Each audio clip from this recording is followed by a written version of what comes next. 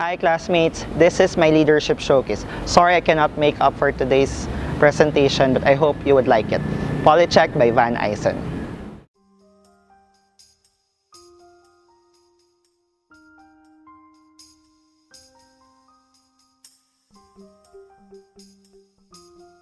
Oil prices are high.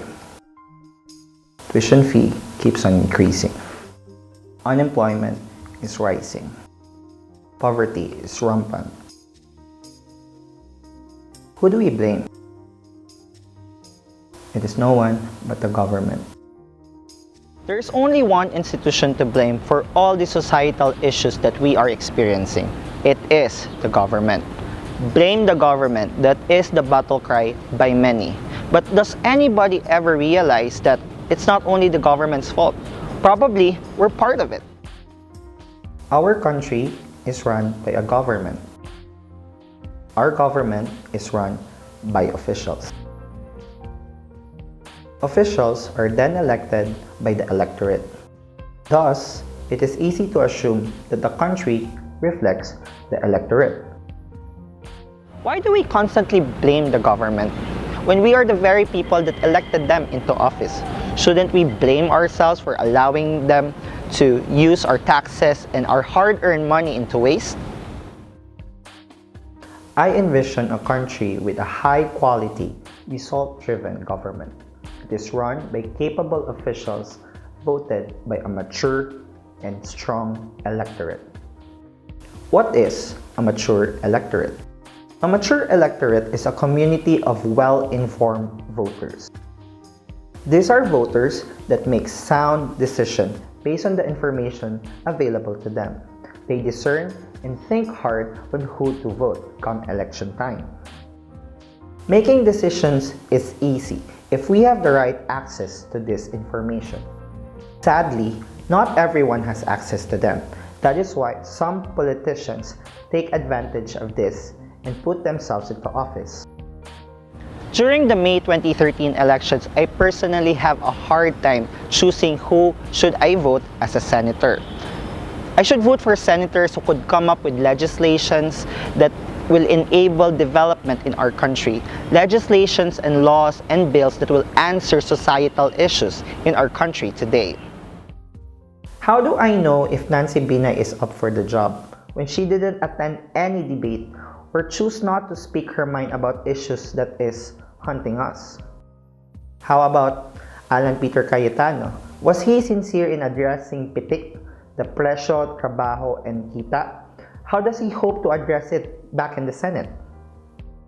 And of course, Grace Poe, who ended up as #1 senator for the recently concluded election. Did she choose to run to serve us, or did she just run in order to make a point that his late father should have been the rightful president? During campaign season, these candidates left us with so many promises. They promised that they can lift us from poverty. They also promised that there is progress in Daang Matuwid. The mayor promised to create hundreds of schools, while Congressman said he will create thousands and thousands of kilometers of roads. The electorate is wowed by every promise of hope, progress, and a brighter future ahead of us. They get elected. They assume office, and then 3 years will pass, then election is up again. Then we hear them back. We see these officials chanting the same promises over and over and over again. Is there anybody that monitors these promises? Do we hear anybody that checks and balances these promises? I did my research, and sadly the answer is none. Every election, we should think like HR recruiters, wherein we hire the best person for the best position in the land. This is my call, to come up with a platform, a forum, a venue, wherein people could get access to the information they need in order to cast that very important vote. And this could be achieved by Policheck.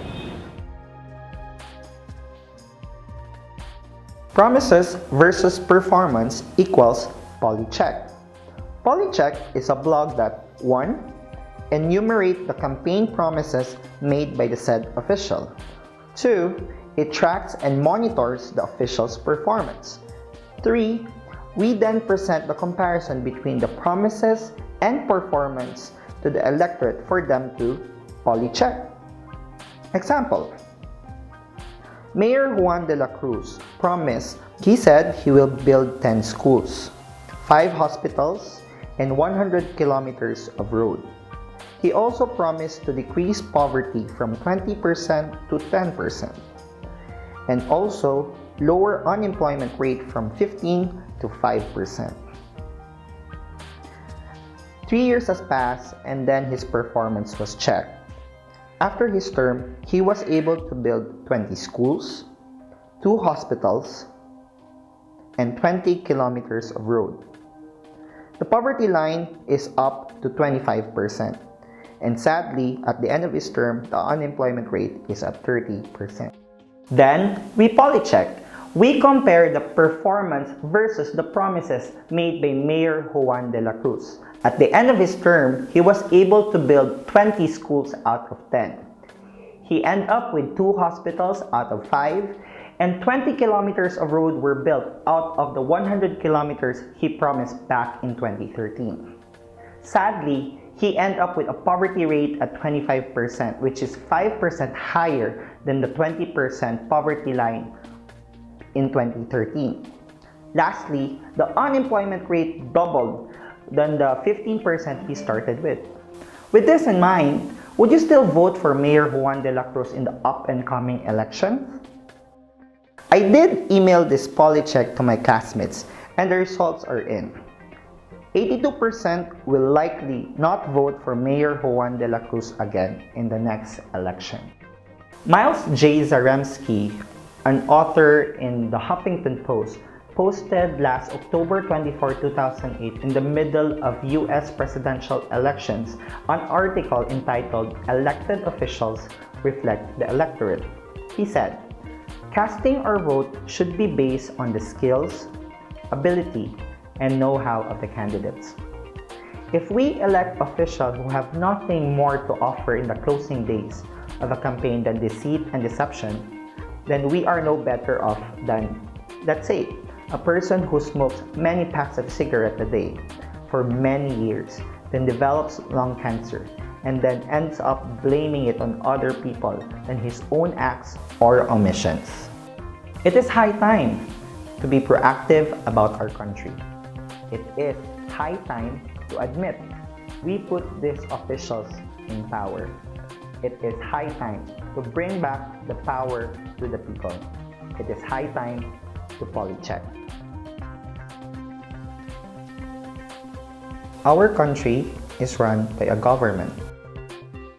Our government is run by officials.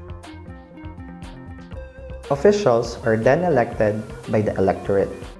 Thus, it is easy to assume that the country reflects the electorate. The country's progress or downfall lies on its electorate. It lies on you, it lies on me, it lies on us. This is the beauty of Policheck, wherein we will be able to come up with information and comparison that will enable voters to think very hard if they want to vote for this mayor again. I hope with Policheck we would be able to think hard and decipher and come up with a sound decision in the upcoming elections. This is my contribution. This is Policheck. Join Policheck today and see where the country moves on.